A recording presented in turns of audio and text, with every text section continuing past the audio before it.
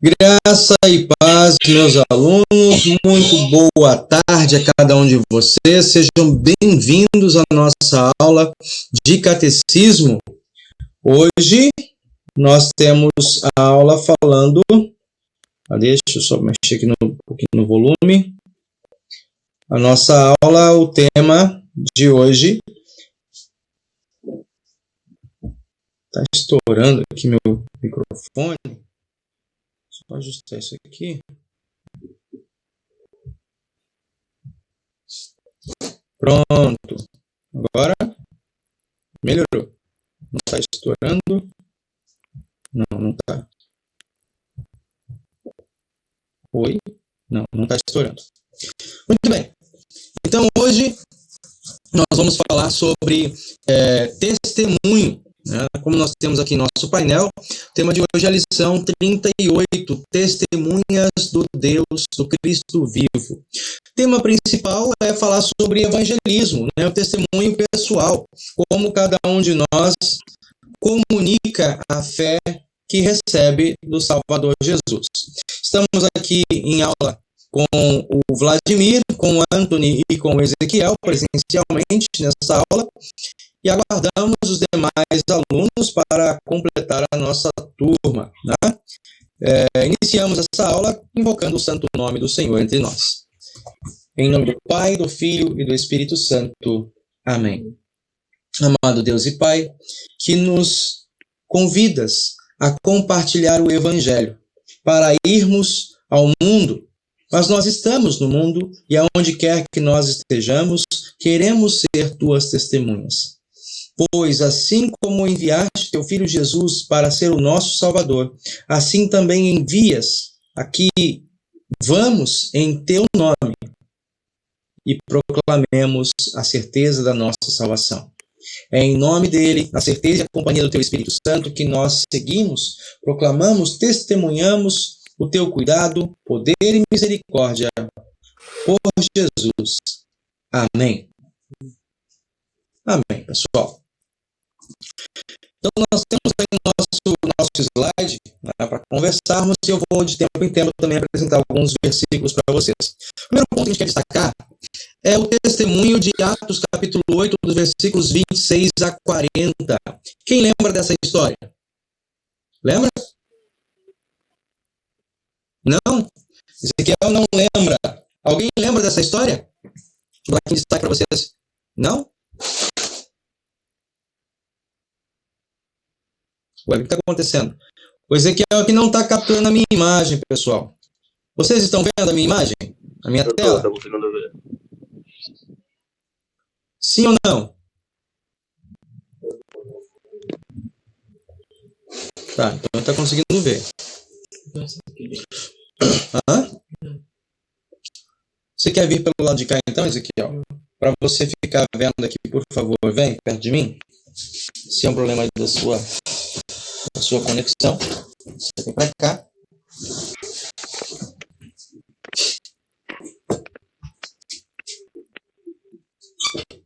Ótimo.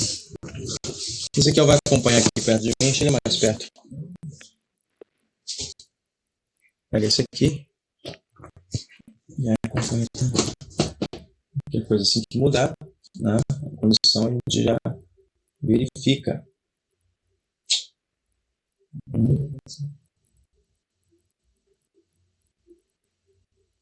Estou mostrando alguma coisa aqui. Então, tem que verificar e entrar de novo. Tá bom, Ezequiel? Beleza, pessoal. Voltando aqui, então, com vocês. O texto está registrado em Atos, capítulo 8, dos versículos 26 a 40. Tá? Vamos dar uma olhada, então, nas nossas Bíblias. Eu peço a vocês que abram aí a Bíblia de vocês. Atos 8. Atos 8, 26.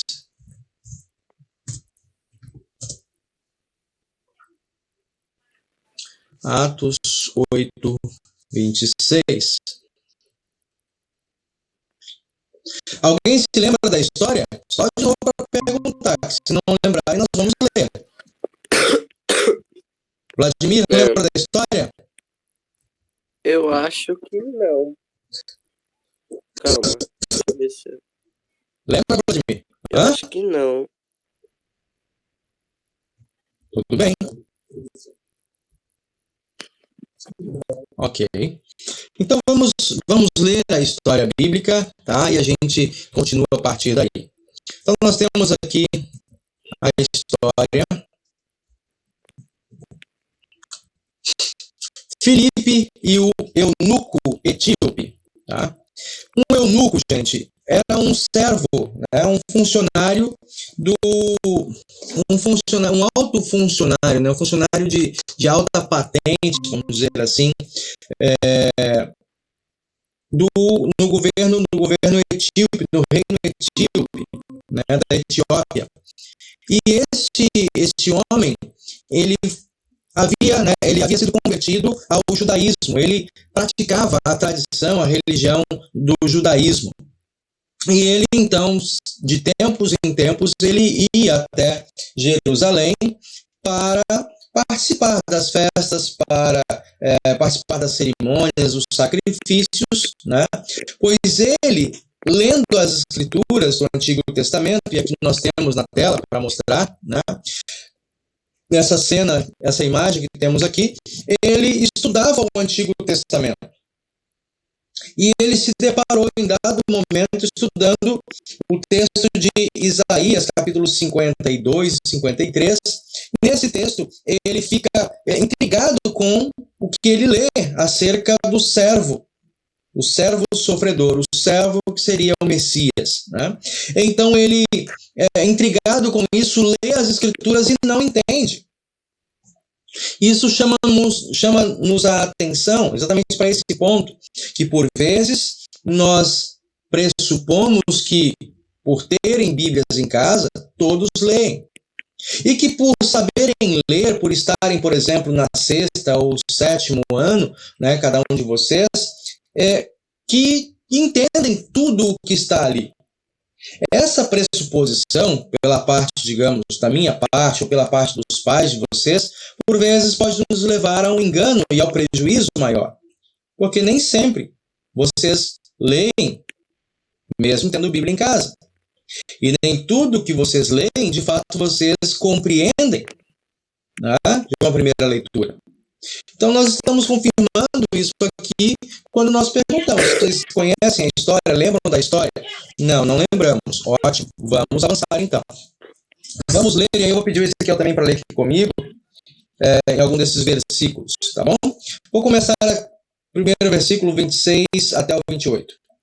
Um anjo do Senhor disse a Filipe: apronte-se e vá para o sul, pelo caminho que vai de Jerusalém até a cidade de Gaza.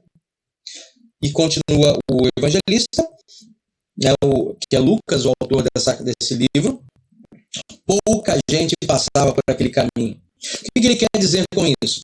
Que o Espírito Santo deu uma ordem para Filipe, né, que a princípio era contrassenso. Porque num tempo de expansão da igreja, em que estamos crescendo, e Filipe estava no norte, né, na região norte da Judéia, Filipe estava fazendo um ótimo trabalho, porque a igreja estava crescendo naquela região. E então, um anjo aparece a Filipe, e pede que ele vá para um outro lado, uma outra cidade, e ele segue essa ordem. Ele vai para a cidade, vai para o sul, né, essa estrada até a cidade de Gaza. Filipe se aprontou e foi. No caminho, ele viu um eunuco da Etiópia, que estava voltando para o seu país. Este homem era alto funcionário, tesoureiro e administrador das finanças da rainha da Etiópia. Ele tinha ido a Jerusalém para adorar a Deus, e na volta, sentado em sua carruagem, ele estava lendo o livro do profeta Isaías. Versículo 29, que diz aqui para ler. Então o Espírito Santo disse a Filipe: chegue perto dessa carruagem e acompanhe. Continua. Filipe correu para perto da carruagem e ouviu o funcionário lendo o livro do profeta Isaías. Aí perguntou: o senhor entende o que está lendo? Olha que interessante essa pergunta. O homem estava lendo. Filipe se aproxima, porque o Espírito Santo mandou que ele se aproximasse. O que eu vou falar? Como é que eu vou dar testemunho? Como é que eu vou me colocar do lado sem ser inconveniente? Né? Essa é uma preocupação que pode pegar qualquer um de nós. Como é que eu posso ser um cristão convicto, um cristão autêntico e dar meu testemunho sem que com isso eu me torne uma pessoa chata? É possível fazer isso? Né? Então, Filipe nos mostra que sim, e Deus nos dá condições para isso. Ele chega de uma maneira muito educada e ele pergunta, né? Você entende o que está lendo? Ora, se pressupõe que alguém que está lendo alguma coisa entenda. Mas com relação à Bíblia, nem sempre entendemos aquilo que lemos. Por quê? Porque é preciso conhecer história, é preciso conhecer o contexto, o tipo de literatura que a pessoa está lendo. Pode ser uma narrativa histórica, pode ser um texto profético, como é esse caso aqui. Um texto profético tem uma interpretação diferente da interpretação que se dá a um texto narrativo ou a uma poesia na Bíblia. Né? Tudo isso é importante para a gente lembrar e como desenrolou a história a partir daqui. Vou pedir então que o Vladimir leia os próximos versículos, versículo 31 até o 33. Vamos começar pelo 31. Como posso entender se ninguém me explica? Pode ler, Vladimir? Respondeu o funcionário. Então convidou Filipe para subir e sentar-se com ele na carruagem. A parte das escrituras sagradas que o funcionário estava lendo era: ele era como um cordeiro que é levado para ser morto. Era como uma ovelha que fica muda quando cortam a sua lã. Ele não disse nada. Foi humilhado e foram injustos com ele. Ninguém poderá falar a respeito de descendentes dele, já que a sua vida na terra chegou ao fim.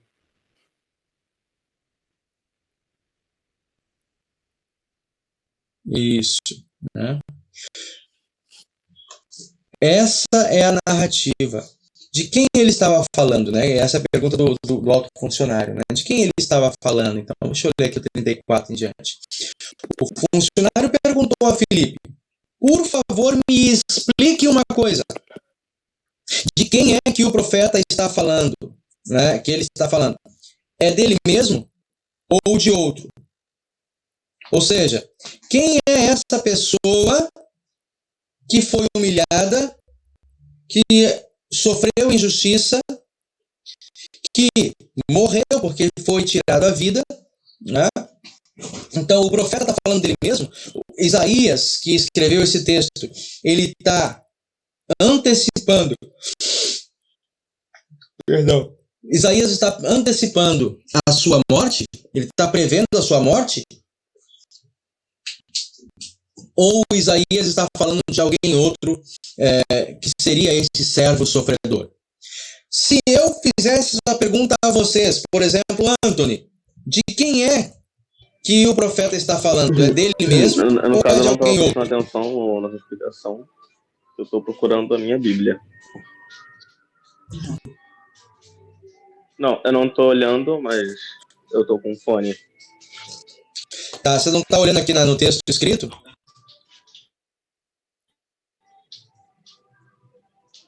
Certo.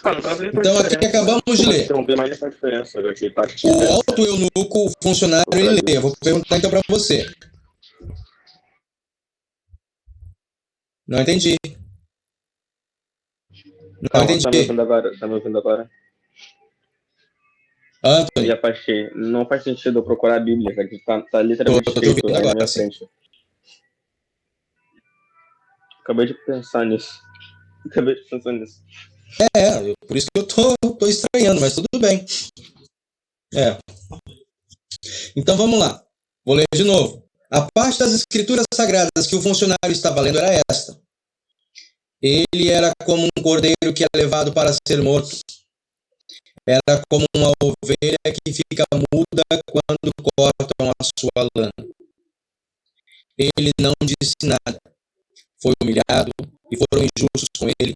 Ninguém poderá falar a respeito de descendentes dele, já que a sua vida na terra chegou ao fim. De quem é que o profeta está falando? Ele fala de si mesmo ou ele fala eu acho que de ele tá uma falando outra de um terceiro, de pessoa? uma outra pessoa.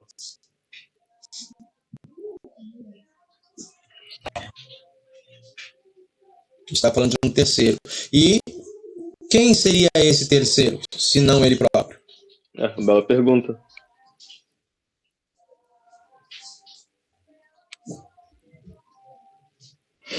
Beleza? Então, dando atenção a isso, né? Dando atenção a isso, porque ao ler o texto não fica claro, é que Deus envia Filipe e eu estou ensinando vocês para que ao ler a Escritura vocês possam entender a mensagem e aproveitar a oportunidade de testemunho.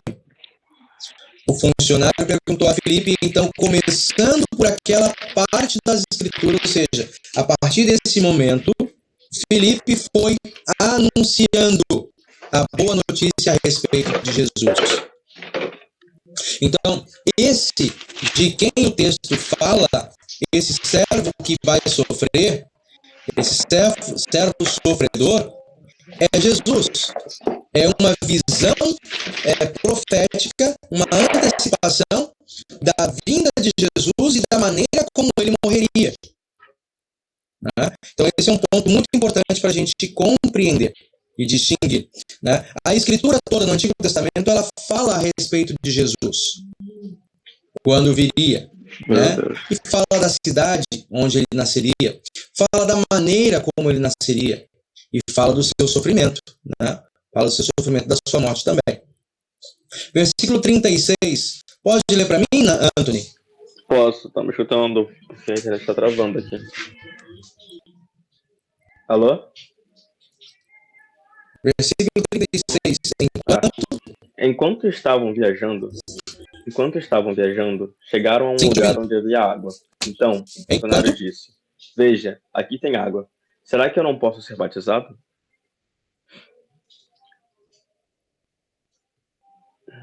Filipe respondeu: Se o senhor crê que de todo o coração, é claro que pode. E o funcionário disse: Sim, eu creio que Jesus Cristo é o Filho de Deus. Ele mandou parar a carruagem, os dois entrarem na água, e Filipe o batizou ali. Isso.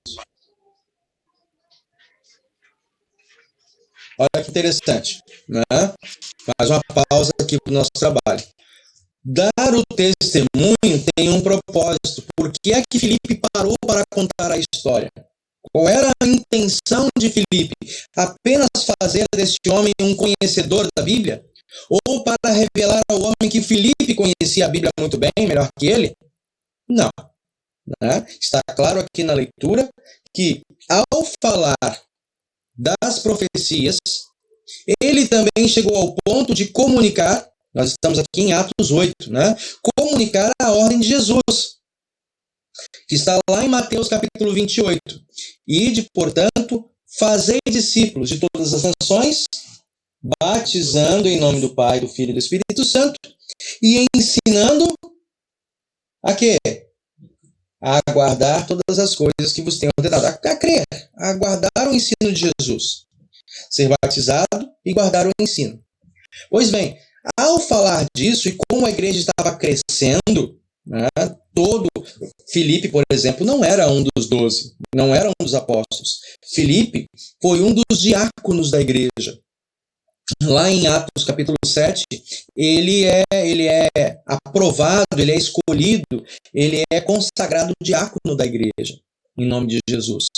E ele, nessa condição, ele começa a fazer o seu trabalho, e a igreja, ele é um ótimo pregador, e a igreja começa a crescer, pelo poder do Espírito Santo. Né? Aqui, então, ele, ao falar do evangelho para esse homem, tem um propósito, que foi levá-lo ao pedido. O que falta? Né? O que me impede de ser batizado? Eu quero receber esse presente de Deus, eu quero ser batizado. Né? Afinal de contas, o batismo, como diz o nosso catecismo, vocês aprenderam, né? O batismo não é apenas um lavar da sujeira externa, né? O batismo é o quê?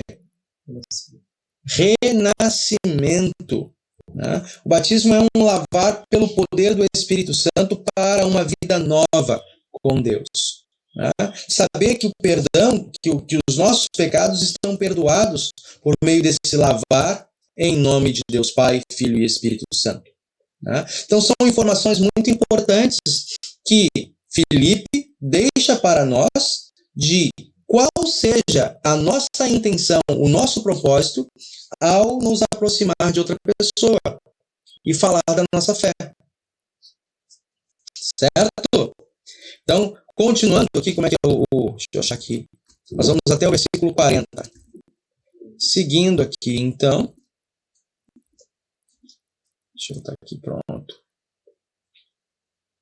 Versículo 40, 39 e 40, Ezequiel. Quando eles estavam saindo da água, o Espírito do Senhor levou Filipe embora. O funcionário não viu mais Filipe, porém continuou sua viagem cheio de alegria. De repente, Filipe se encontrou na cidade de Azoto e seguiu viagem, anunciando o evangelho por todas as cidades até chegar a Cesareia. Isso. Então aqui, gente, acontece algo que é fantástico, né? Como que Filipe estava num lugar e de repente ele se encontra, né, ele se percebe em uma outra cidade, a cidade de Azor. É como se ele fosse arrebatado como um anjo. Né? Não sabemos explicar, eu digo bem claro, eu não sei explicar como isso aconteceu. A tendência de nós pensarmos é de uma maneira fantástica. Né? De repente ele está aqui, aquele filme, né? Como cenas de filme que a gente vê hoje. Mas também a gente pode entender que esse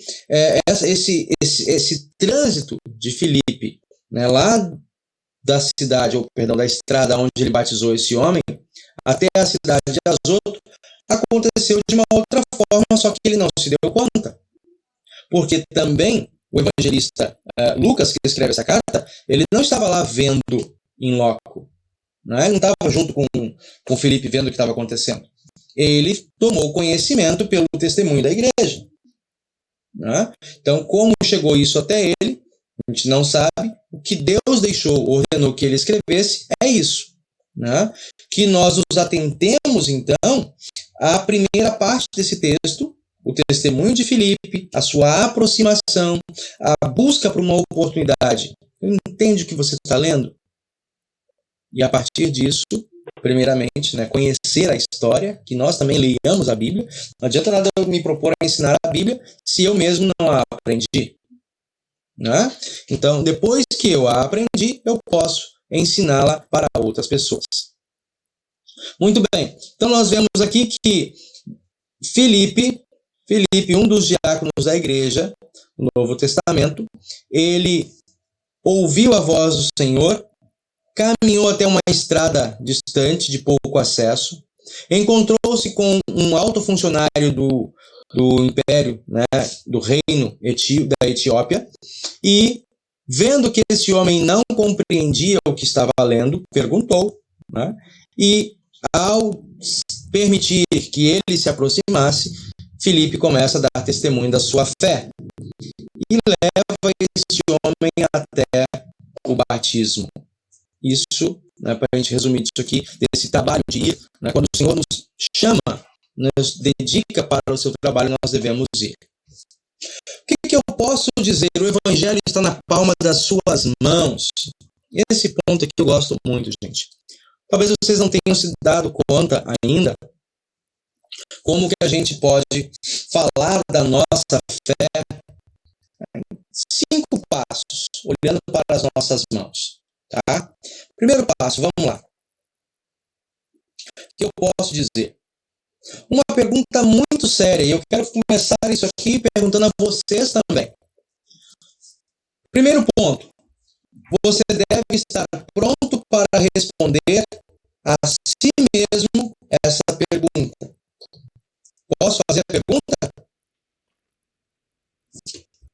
Posso fazer a pergunta? Ezequiel, posso fazer a pergunta? Não. Não? Então, Anthony, posso te fazer a pergunta? É uma pergunta muito séria. Não? Vladimir, Eu acho que sim. eu posso te fazer essa pergunta? Uma pergunta muito séria. Ok. Então, olha, se vocês estão dizendo que não posso perguntar a vocês, tanto Ezequiel quanto o Anthony, é porque do que vocês viram até agora, vocês não estão seguros. E a sensação de insegurança gera medo e faz com que a gente trave. Quando alguém fala assim, eu posso fazer uma pergunta séria do que nós estamos estudando, é a Bíblia, né? Você diz, sim, pode fazer, demonstra coragem. Eu estou confiante. Olha a pergunta qual é então. Se após a morte você tiver que se encontrar com Deus, como ele te receberá, Vladimir? Eu acho que com os braços abertos e muito feliz.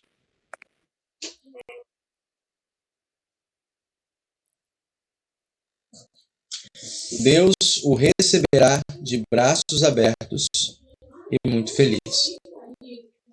Depois de verem a pergunta, vou trazer de novo, né, a oportunidade aí para o Ezequiel e para o Anthony. Se após a morte você tiver que se encontrar com Deus, Ezequiel, como ele te receberá?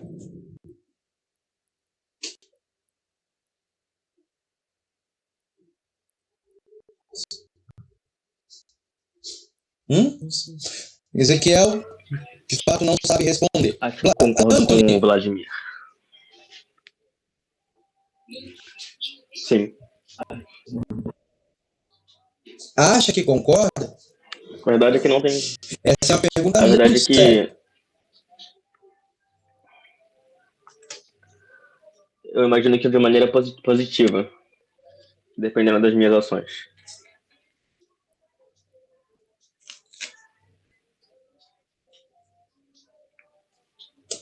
Ok. Você acredita que Deus te receberá de uma forma positiva em acordo com as suas ações? Se as ações forem boas ou qualquer tipo de ações?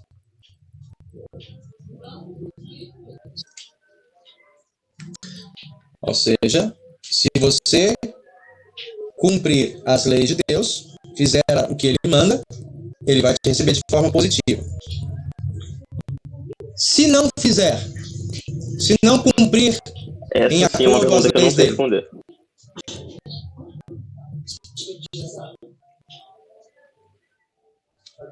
beleza. Percebe como esse assunto é sério? Tudo que nós já estudamos até aqui, né, ainda não traz verdadeira segurança para vocês. Ezequiel, Anthony, eu tenho certeza que os outros que não vieram para a aula hoje, que estarão acompanhando, também precisam se dar conta disso. Porque essa, de fato, é uma pergunta muito séria. Eu quero começar falando para vocês desse primeiro aspecto que a gente tem, né, que é o polegar, né, o primeiro aspecto. Né? Com relação ao polegar, o que a gente costuma usar o polegar? Quando a gente faz assim, aí quem está me vendo, deixa eu ver aqui se estão me vendo isso. Vou botar assim. O que nós fazemos? O que a gente quer comunicar com isso? Ok, tudo bem. Quem está vendo? Ok, tudo bem? Joia, né? Boa notícia. Então eu quero trazer uma boa notícia para vocês. A boa notícia que eu quero trazer para vocês é que o céu é de graça. Tá? Há uma boa notícia. Diante do que o Anthony colocou para nós, e que o Ezequiel também se sentiu inseguro em responder, mais alguém chegando aqui, o Ezequiel também sentiu-se inseguro em responder, a boa notícia com relação ao céu e que vem trazer um conforto para nós. Né? Será que Deus vai me receber bem ou mal? Depende daquilo que eu fizer. Né?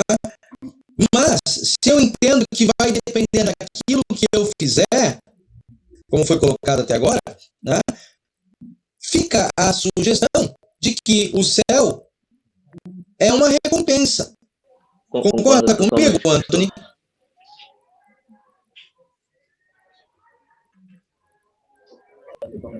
Isso, né? Poxa, se Deus vai me receber legal se eu fizer os seus mandamentos. Então, o céu é uma recompensa. Na minha concepção particular, o céu seria uma recompensa. Mas olha a grande e maravilhosa surpresa que a Bíblia nos traz. Ela afirma que o céu não é uma recompensa. A Bíblia nos diz que o céu é um presente. Eu quero convidar vocês para a gente ler dois textos que estão colocados aqui, Efésios capítulo 2, versículos 8 e 9. Pode abrir a Bíblia quem quiser, tá? Nós vamos abrir esse texto então.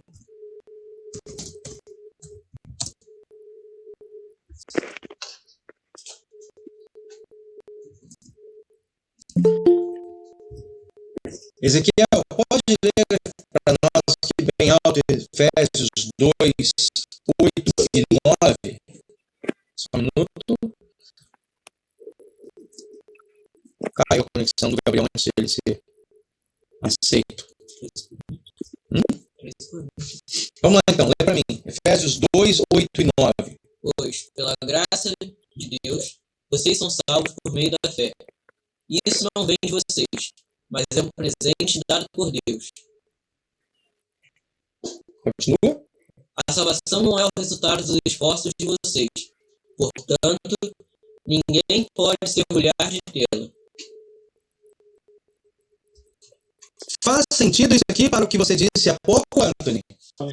Estava tentando ligar o microfone. E eu acho que contraria o que eu disse, já que eles disseram que Faz não é um sentido o que resultado nós das acabamos de ações. ler?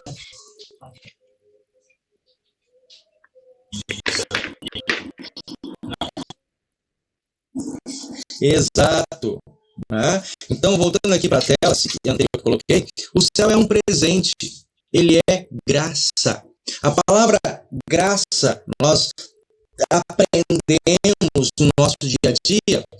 Ah, fulano, vem aqui na minha loja, né? Leve 1 quilo de macarrão e de graça leve, né? Compre 1 quilo de macarrão e de graça leve o extrato de tomate, né? Ora, a gente pensa, o que é de graça? É aquilo que não me custa nada, né? Mas tem um preço. Só que esse preço não é pago por mim, é pago por aquele que me oferece. Compreendem isso? Ou a gente pensa assim, não, peraí, de graça? O extrato de tomate é de graça? O preço deve estar embutido no macarrão, né? Então, nós temos essa tendência de entender que graça, de fato, não é algo que a gente ganhe sem dar nada em recompensa, nada em troca, né? Mas aqui a Bíblia fala, o céu é graça pura. Pela graça vocês são salvos, né? Mediante a fé. Mediante a fé, e isso não vem de vocês. É um presente dado por Deus. O céu, né? Nós somos salvos como um presente que é dado por Deus. Como um presente, boa tarde, Gabriel. Como um presente, meu irmão, nós não podemos adquirir por conta própria, nós recebemos. Deus paga o custo, Deus entrega para nós e recebemos de modo gratuito. Você não pode conquistar o céu pela sua força, nem dizer que você merece o céu. Por quê? Como diz ali o versículo 9. Vou ler de novo. A salvação não é resultado do esforço, dos esforços de vocês. Portanto, ninguém pode se orgulhar de ter a salvação. Por quê? Porque eu não conquistei. Eu não tenho condições de conquistar. E eu vou falar isso na sequência, né? Ela é um presente dado por Deus. E se eu rejeito o presente no intuito que assim, não, eu não vou conquistar o teu presente, eu mesmo vou conquistar o céu, eu vou conquistar o meu lugar, né? Nós estamos desprezando o preço que ele pagou para nos presentear. E vocês já sabem essa lição. Morreu. Qual foi o preço que Deus pagou para tenhamos a salvação? Ezequiel. Isso. Jesus morreu. Deus deu o seu próprio filho. Né? João 3, 16 e 17. Ele veio para salvar o mundo. E por isso ele teve que morrer. Vamos continuar aqui no nosso texto. Eu adoro essa lição por causa disso. Segundo ponto. Agora é o segundo dedo, né? A segunda parte dessa nossa lição. Esse gesto aqui. Quem tá Indica algum lugar. Esse gesto aqui. O que a gente faz?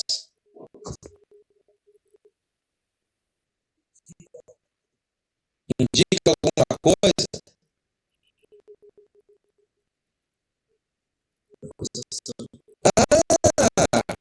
Ezequiel acertou aqui a acusação. Né? É o dedo onde você aponta para acusar. Quem fez? Foi você. Né? Então, lembrando, nós falamos do primeiro dedo. O dedo do joia. Né? Legal, maravilhosa notícia. O céu é um presente, não é conquista. Isso é maravilhoso. Agora vem o segundo dedo, o segundo passo. Eu preciso também entender da acusação. O que é a acusação? A acusação, o que é que nos acusa? Vamos lá, olha aqui na tela. O que é que nos acusa?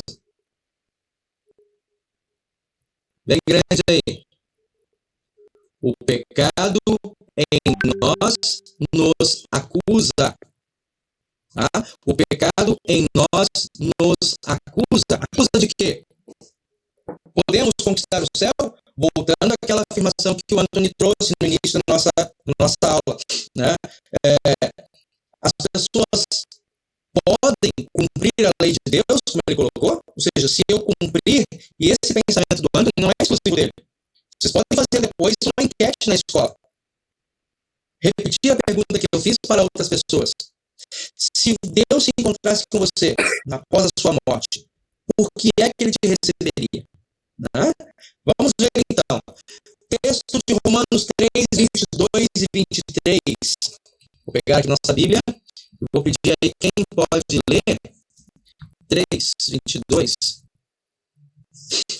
Deixa eu aproveitar aqui Ezequiel, para ele falar bem alto para todo mundo ouvir. Vamos lá, Ezequiel.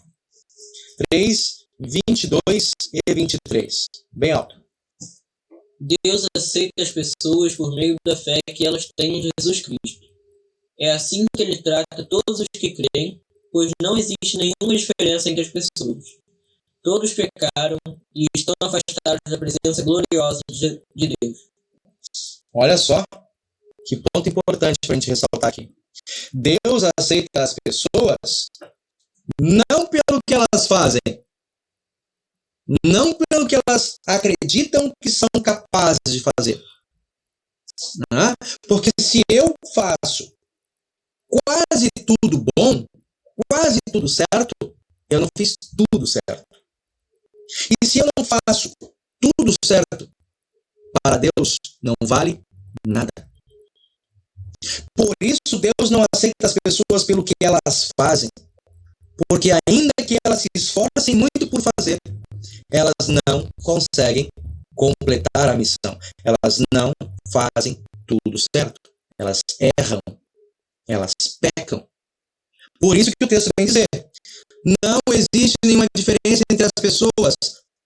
Todos pecaram e estão afastados da presença gloriosa de Deus. Aqui é um ponto importante do nosso testemunho. Nós entendermos isso e falarmos com as pessoas. Ora, o que nós queremos comunicar, o que nós queremos dizer quando nos aproximamos de alguém que não é cristão ou que não é da igreja luterana, né? É assim, olha, eu sou como você, pecador. Mas há uma diferença significativa também que eu preciso dizer. Eu sei onde está a salvação. Eu sei que eu sou pecador, mas eu sei onde está a salvação. E a salvação que está disponível para mim, também está disponível para você. Ela tem nome e sobrenome. Jesus Cristo, o Filho de Deus, é o Salvador. Porque Deus quer salvar as pessoas não pelo que elas fazem de bom, mas porque são aceitas por Jesus. É Jesus quem aceita as pessoas como suas filhas, né? Seus filhos e filhas e herdeiros. Segundo texto, Romanos 6:23 e Efésios 2:1. Tá? Ou seja, todas as pessoas são perdidas. Todos pecaram e estão afastados da presença de Deus. E agora, versículo 6:23, né? Romanos capítulo 6, versículo 23. Romanos 6:23. Vou pedir outro para ler. Pedir outro para ler. Calma aí. Vladimir, por favor, leia para mim o texto. Oi, pastor. Rapidinho, para a gente não atrasar. Pois o salário do Leia pra mim. pecado é a morte, mas o presente gratuito de Deus é a vida eterna, que temos em união com Cristo Jesus, nosso Senhor.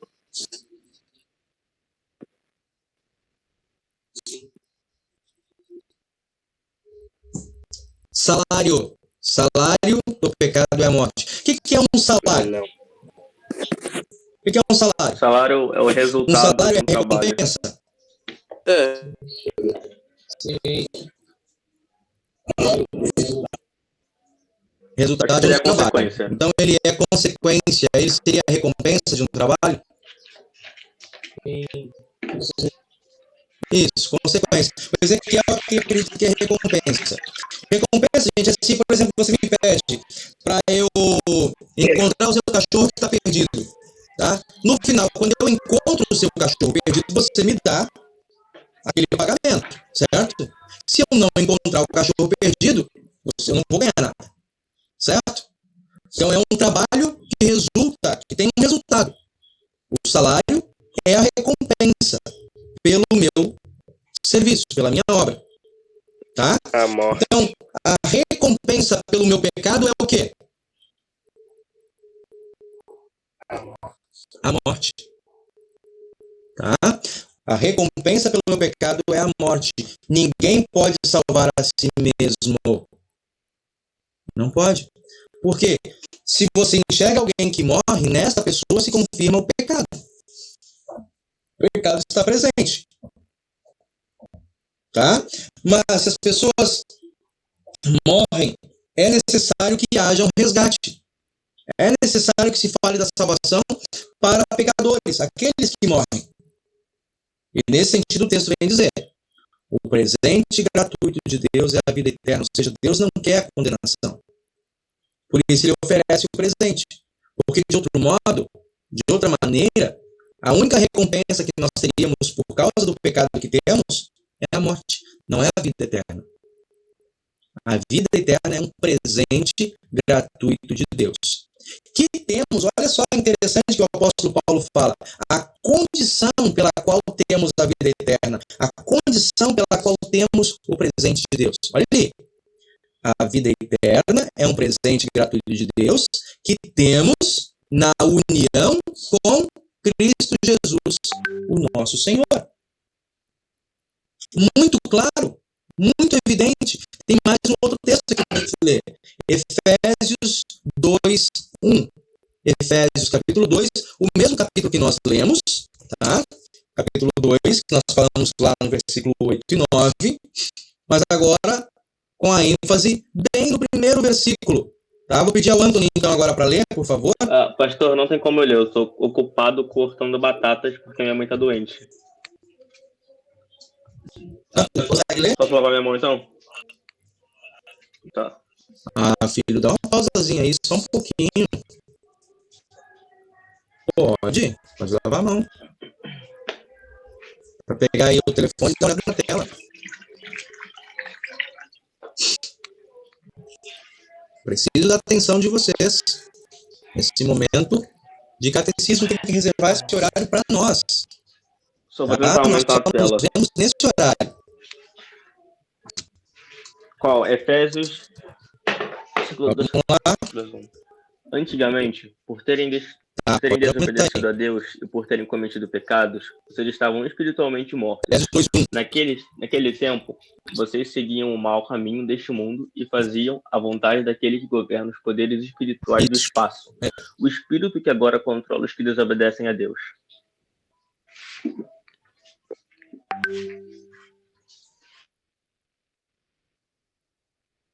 Exato. Então o apóstolo Paulo está falando aqui, ó, antigamente, por causa da desobediência e pelos pecados, estavam espiritualmente mortos. Tá? Um morto pode fazer alguma coisa? Não. Um morto não pode fazer nada. Ele não pode nem se lançar à sepultura. É necessário que outros o levem. Né? Ele é nulo, inútil. Né? Ele é nulo, não é questão de utilidade aqui, mas a questão é que ele é nulo. Ele não se move, ele não tem força, ele não se direciona para lugar algum.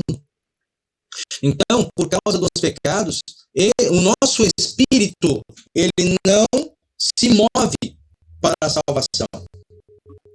A pessoa que não tem a fé verdadeira, não podemos esperar que ele vá se dirigir, que ele vá se direcionar para ser salvo. Não. A salvação, ou melhor, essa vontade de querer, de conhecer, vem pela palavra. Como nós vimos na história. Tá? Então, espiritualmente mortos significa que eu não posso fazer nada para a minha salvação. E aqui esse texto, para confirmar isso, né? Todas as pessoas são perdidas e ninguém pode salvar a si mesmo do castigo do pecado. Essa é a acusação. Essa é a acusação que vem até nós. Você é pecador. Portanto, não pode estar seguro de ganhar o céu. Porque por mais que você se esforce, o seu espírito é morto. E o pecado causa divisão entre você e Deus. Portanto, se Deus te olhar de maneira crua e direta, o que resta para cada um de nós é condenação, é o inferno. Ninguém pode ser salvo por esperar que Deus aceite, né, por fazer o que a lei manda. Porque a lei, ela diz que pode salvar. Só que, no fato, ela não salva. Por quê? Porque nós não somos capazes de cumpri-la. Ela é perfeita, nós não somos. Entendido? Entendido? Muito bem, vamos avançar mais um pouquinho. Agora, nós vamos para o terceiro dedo. Terceiro dedo. Tá? Vou mostrar aqui na tela a minha explicação para isso. Terceiro dedo, olhem aqui na minha mão. Né? Qual é o destaque desse dedo? Ele é o maior de todos, certo? Não é o maior de todos? É o maior de todos. Tá? Quem é o maior de todos na Terra? No universo. Por isso que a gente tem aqui, ó, na nossa tela, Deus. Né?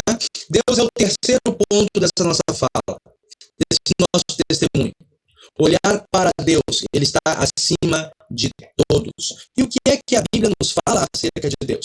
Ela nos traz pelo menos dois grandes destaques acerca de Deus. Primeiro, lá em 1 João capítulo 4, versículo 8, a Bíblia revela que Deus é misericordioso e que Ele não quer punir o pecador. Vamos ler esse texto? Quero ler com vocês. 1 João 4. 1 João 4, versículo 8. Deixa eu ver aqui quem é que vai ler para mim. Vladimir, pode ler, por favor?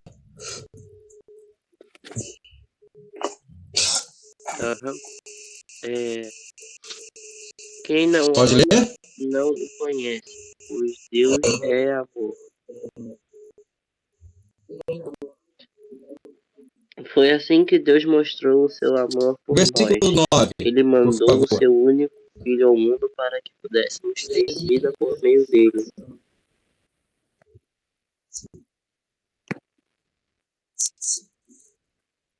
Isso.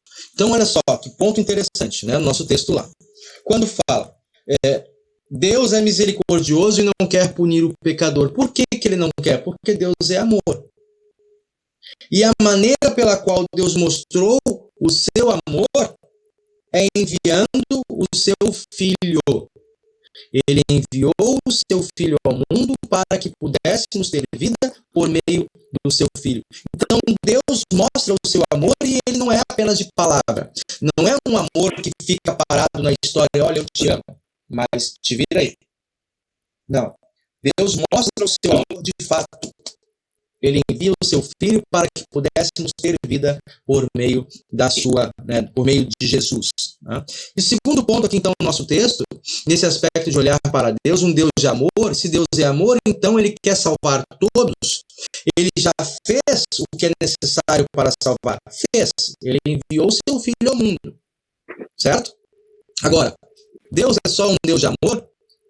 A Bíblia não fala só disso. A Bíblia também afirma que Deus é justo e que ele vai punir o pecado.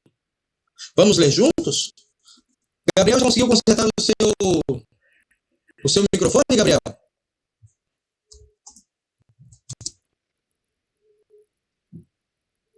Eu acho que isso é um não. O que ele disse a vocês aqui? Ó?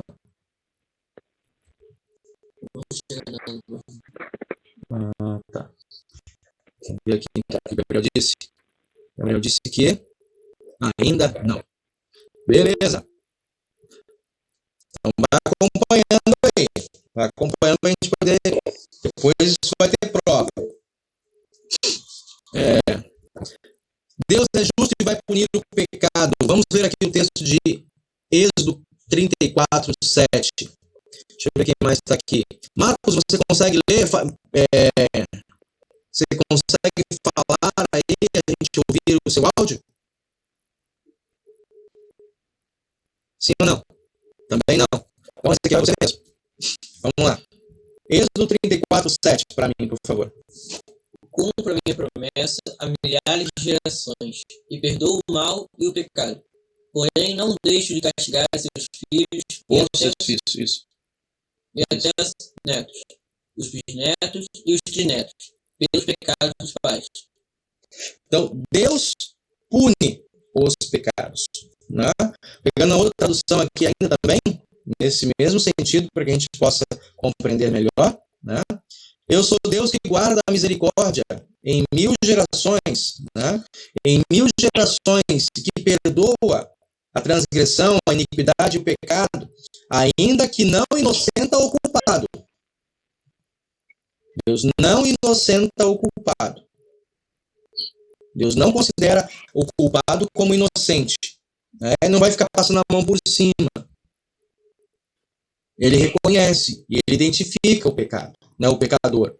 E aí o nosso texto nos mostra que Deus é ao mesmo tempo amor, misericordioso, mas também é justo. Tá? E aí Deus entra numa situação que, se nós olharmos a Bíblia nesse sentido, a gente chama um paradoxo.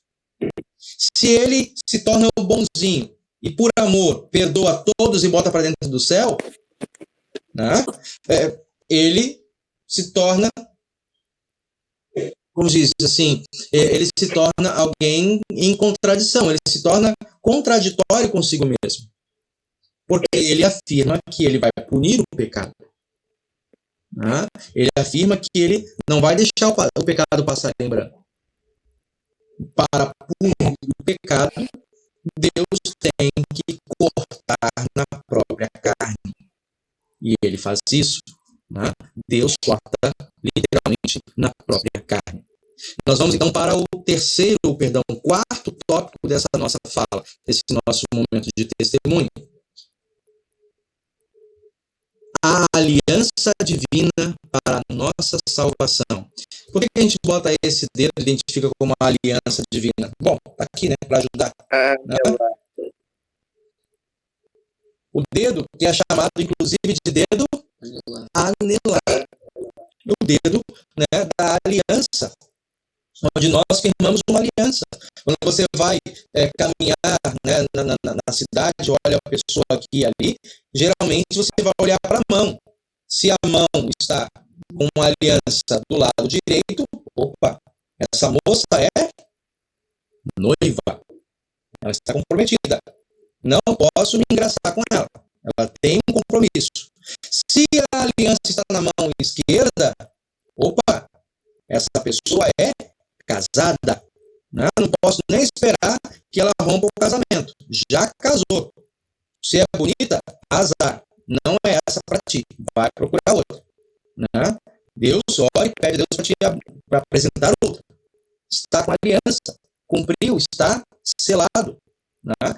O dedo da aliança que nós olhamos aqui nessa ilustração, nesse nosso estudo, lembra quem é? A gente até canta esse hino. Jesus é a aliança entre você e Deus.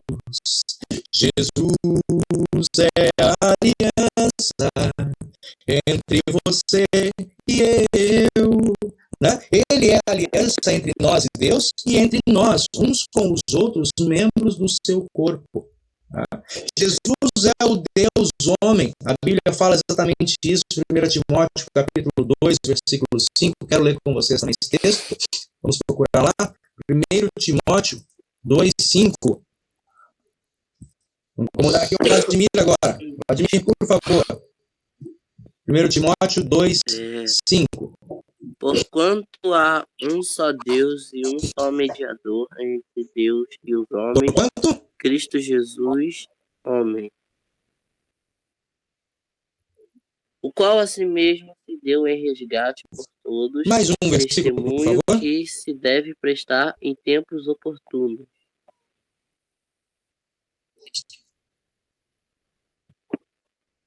Olha aqui nosso tema, né? Ele é o único Deus homem, o único mediador entre Deus e os homens, porque ele é ao mesmo tempo o verdadeiro Deus e ele também é verdadeiro homem. E a si mesmo se deu em resgate por todos. Paulo, quando explica isso para o pastor Timóteo, né? Timóteo era pastor na cidade de Éfeso, ele vai dizer isso. E isso é um testemunho que se deve prestar. Deve-se falar isso em todas as oportunidades, tempos oportunos, né? Olha o que aconteceu com Filipe e o funcionário etíope. Deu a oportunidade de falar agora. De quem que ele está falando? Você entende o que você está lendo? Não, se ninguém me explicar, como é que eu vou entender? E ele parou e começou a explicar. Jesus é Deus e homem. É por isso que o profeta está apontando para ele. Né? E ele se deu em resgate por nós. Pela sua ressurreição, Deus aceita o sacrifício e todo aquele que nele crê tem a vida eterna. Essa é a nossa mensagem. Quem crer e for batizado será salvo, disse Filipe, e pareceu eunuco. Né? E o homem falou, eu quero ser batizado. Quem é que me impede? O que é que me impede de ser batizado? Eu creio nesse Jesus. Eu creio nele como meu Salvador. Né? E assim, aquele homem foi embora, mas levou com ele a mensagem da vida eterna. Né? João, capítulo 1, também vai falar exatamente isso. No princípio era o verbo, e o verbo era Deus. O verbo era Deus. No versículo 14 de João, capítulo 1, ele vai dizer, e o verbo se fez carne e habitou entre nós. Ele está falando de quem? Quem é o verbo que se fez carne? Jesus. Tá? E aí, no próximo texto, o que mais Jesus fez? Ele pagou pelos nossos pecados e conseguiu um lugar no céu para você. Né? O texto de Isaías 53 e 1 João 1:7. Vamos ler esse texto de Isaías, deixa eu buscá-lo aqui, no Antigo Testamento. Né? Isaías 56:7. Não, Isaías 56:6, não é 7. Vou pedir quem lê. Ezequiel, bem alto agora. Deixa eu achar aqui.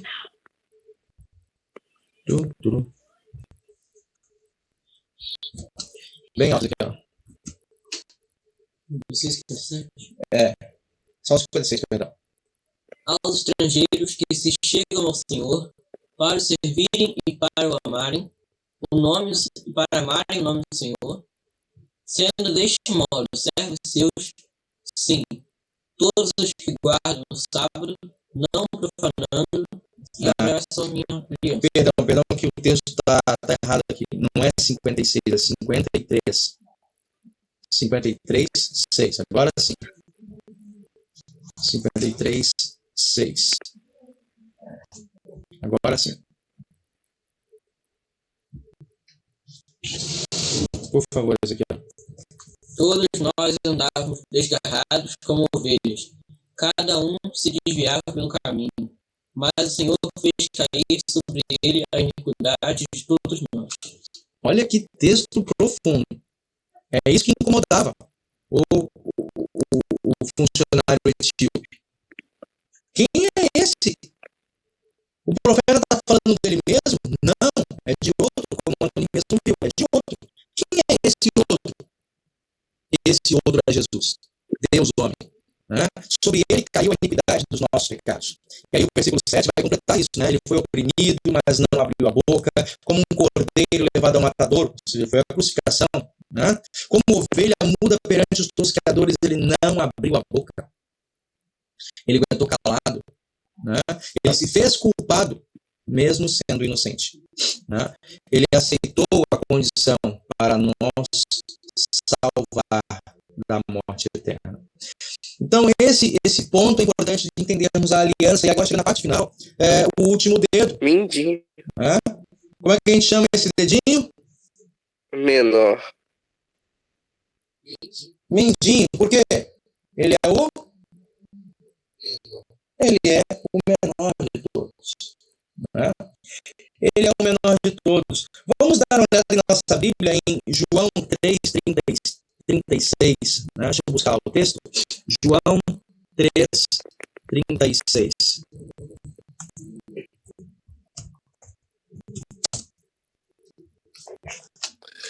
João 3, 36. Vou pedir então, Vladimir, por favor, para ler para nós. Pronto. Sim, é. Por isso Pode que ler, o Vladimir? filho tem a vida eterna. O que todavia se manter rebelde contra o filho não verá a vida, mas sobre ele permanece a ira de Deus.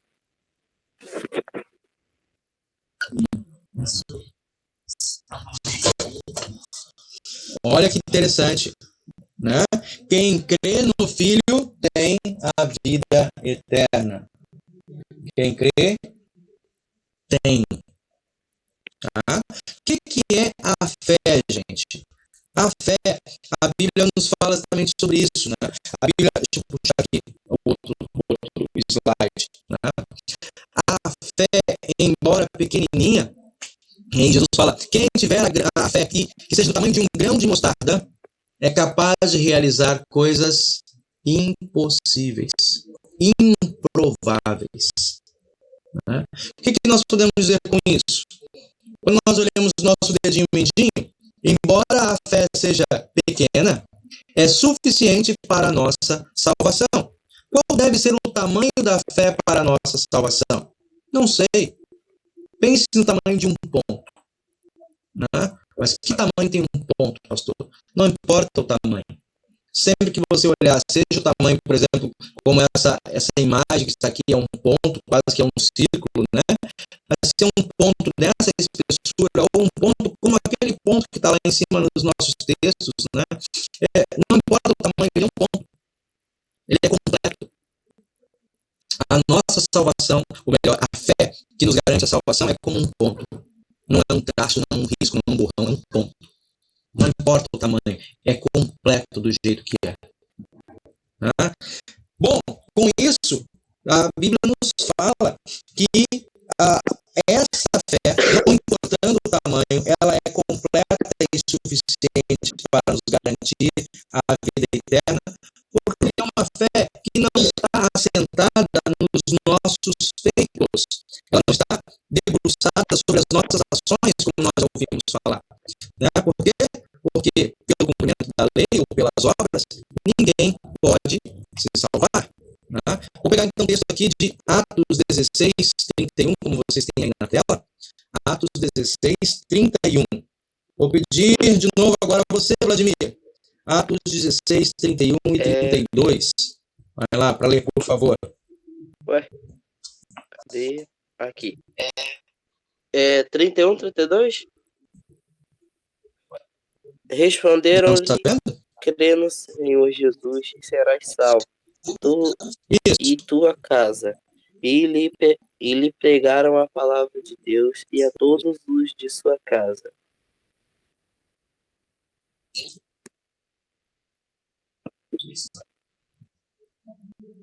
Isso, né? Essa é a história, meus queridos, a história em que o apóstolo Paulo, ele se encontra, quando ele está preso, né? Ele se encontra com um carcereiro. Esse carcereiro, depois que vem que eles de fato estavam pregando a verdade, né? E creu no evangelho, esse carcereiro que iria tentar tirar a vida, ele estava tão desesperado com a fuga, né, que se ela se abrir, ele pensou, foram embora, fugiram, né? E aí ele estava prestes a tirar a própria vida. Quando os apóstolos disseram, não faça isso, né? Nós estamos aqui, o Senhor é quem abriu a porta. E esse homem ficou cheio de temor. E ele disse, então, o que é que eu devo fazer para ser salvo? Né? Crê no Senhor Jesus e será salvo, tu e a tua casa. E em seguida, pregaram a palavra de Deus e a todos da sua casa. E diz esse texto, ó, cuidando, né, naquela mesma noite, cuidando deles, lavou-lhes os vergões e açoites e foi batizado. E todos eles.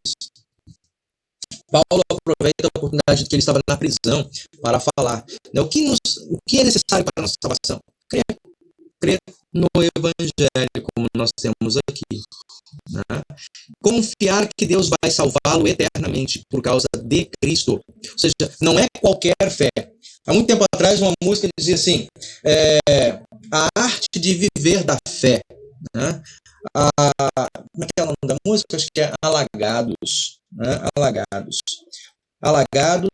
A arte de viver da fé só não se sabe ter fé em quê? Ora, quando a gente fala das expectativas aqui na Terra, né? Quando se fala das expectativas de governos ou governantes, de fato, ela pode se frustrar. Ela pode não se cumprir. A Bíblia mesmo fala disso. Né? Maldito é o homem que confia no outro. Por quê? Porque sai o espírito da vida e todos os planos vão por terra. O ser humano não pode sustentar os seus planos. Mas quando nós falamos de fé em Cristo, essa é uma fé diferenciada. É uma fé que pode se entregar de fato. Por quê? Porque Cristo tem poder e autoridade. Porque ele venceu a morte. Né? Porque ele é Deus. E ele não pode voltar atrás na sua palavra. Portanto, né, confiar que Deus vai salvá-lo por causa de Cristo Jesus é suficiente, é o ponto necessário para a nossa salvação. Né? Crer, não de maneira duvidosa, não de maneira aleatória, crer, sou crente, o que você crê? Eu creio em Deus. Sim, creio em Deus e o diabo também crê. Crê e treme. Né? Nem por isso será salvo. Nem por isso será salvo. O que significa ter a fé? Né? A fé salvadora. É confiar em Jesus. E confessá-lo como nosso Salvador. Quem nele crê tem a vida eterna. Beleza? Muito bem. Quero dizer então, o que é que você faria se um colega de classe não cristão diz que seus pais estão se divorciando? O que é que você fala?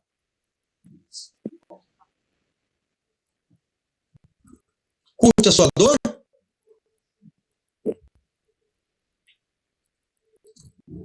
Ou o que você faria se uma amiga perde o pai em um acidente? Situação de dor também, de desespero. Você deixaria essa pessoa ficar sofrendo? O que você faria se um menino que você conhece está sempre só, não conversa com ninguém e nunca está alegre? Não necessariamente ele é teu amigo, mas você o conhece. É uma pessoa isolada, solitária, nunca está alegre, é uma pessoa triste. Né?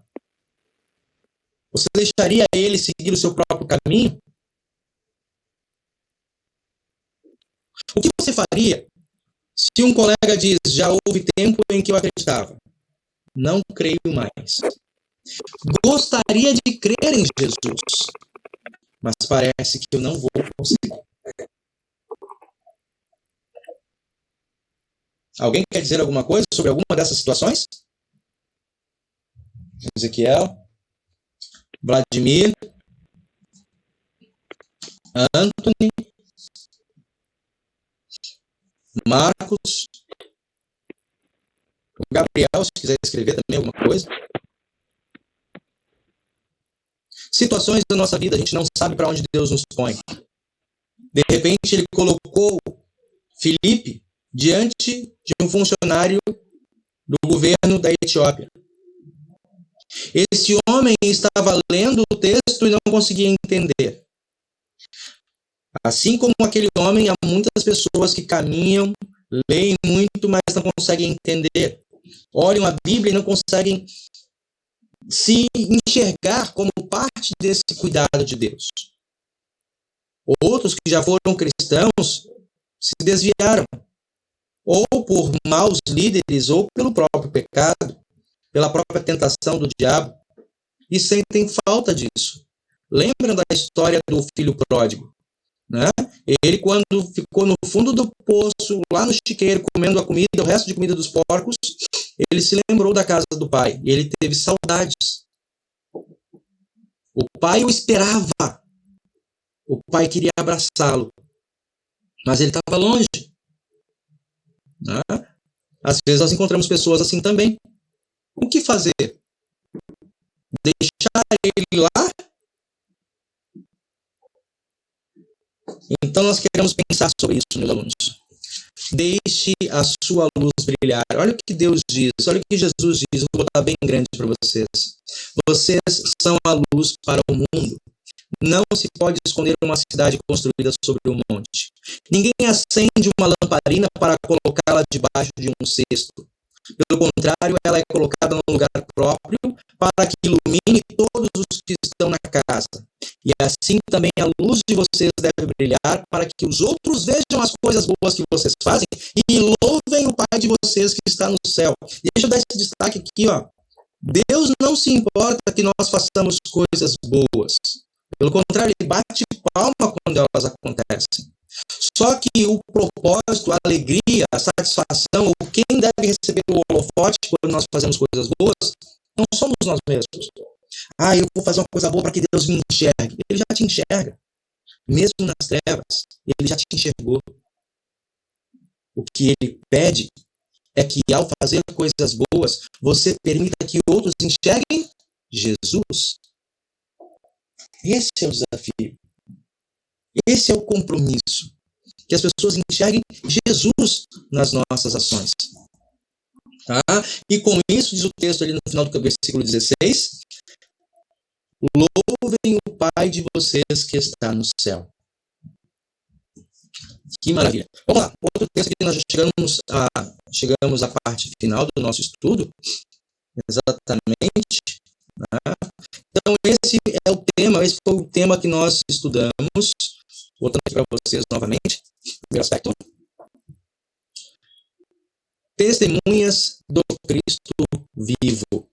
Tá, gente? Quando a gente lembrar disso, como eu coloquei para vocês aqui no nosso estudo hoje, nós lembrarmos das oportunidades que Deus nos dá para testemunharmos. Vou recapitular com vocês. Na palma da minha mão está o Evangelho. Tá? Primeiro aspecto. Boa notícia para você. O céu é um presente. Tá? Ele é um presente dado por Deus. Ele não é uma conquista sua, ele não é recompensa. E isso é uma boa notícia por quê? É uma boa notícia porque antes, se eu achava que eu podia fazer alguma coisa, a verdade é que, segundo aspecto, eu sou pecador. Eu e todas as pessoas somos pecadores e o pecado faz separação entre Deus e a nossa salvação. Por causa do pecado, nós não podemos nos aproximar de Deus e permanecermos vivos. Por quê? Porque, terceiro aspecto, Deus, ele é todo-poderoso. E ele é firme na sua palavra e não pode mudar. Na sua palavra, ele afirma que ele é, ao mesmo tempo, amoroso. Ele ama todas as pessoas. Ele quer salvar todas as pessoas. Mas Deus também é justo. E ele precisa punir o pecado. Diante desse paradoxo entre querer salvar todos e não permitir que o pecado que está em nós entre no céu, Deus resolve esse paradoxo através de uma aliança. Através de o envio do seu Filho Jesus.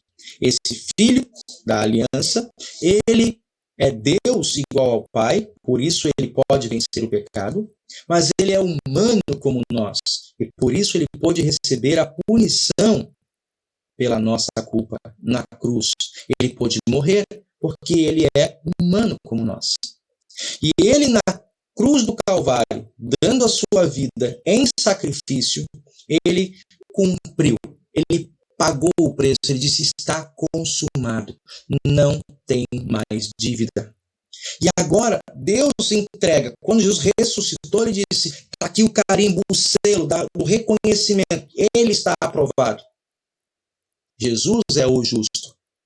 Olha que maravilha. Jesus disse que nos envia o Espírito Santo para plantar em nós, dedo mindinho, né, a fé.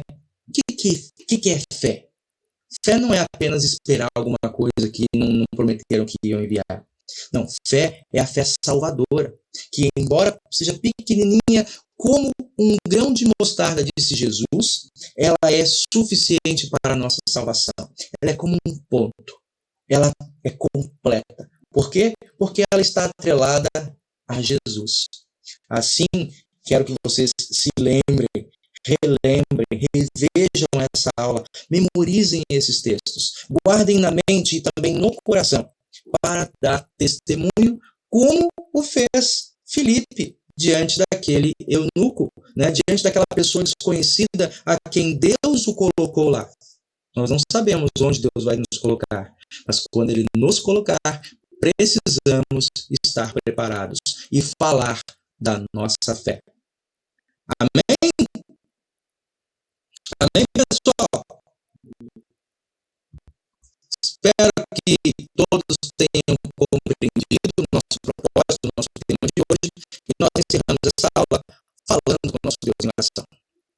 Senhor Deus e Pai querido, nós te damos graças e louvor pelo teu Filho Jesus Cristo, por ter permitido a nós conhecermos a tua salvação, por nos incluir neste povo santo, através do batismo que recebemos em algum momento de nossa vida, por meio de pessoas que se preocuparam conosco, por meio de pessoas que reconheceram e valorizaram o teu presente. Obrigado, Senhor Deus, porque esse presente, embora não seja merecido por mim e por ninguém ao nosso redor, continua a ser oferecido por tua misericórdia, através do teu Filho Jesus Cristo. Através dele, também somos integrados a este povo santo e como irmãos uns dos outros. Queremos refletir a tua luz. Queremos que outros vejam a tua obra através do nosso testemunho, através da nossa fala, através das nossas atitudes. Conserva em nós o teu Espírito Santo, para que tenhamos coragem e que tenhamos prazer em estudar e testemunhar da tua salvação. É o que pedimos, confiando no sangue precioso de Cristo Jesus, que nos justifica, nos limpa de todo o pecado. Amém, Senhor. Pessoal, assim chegamos ao final de nossa aula. Desejo a vocês um bom estudo, um bom final de semana e que nos vejamos na próxima para mais uma lição.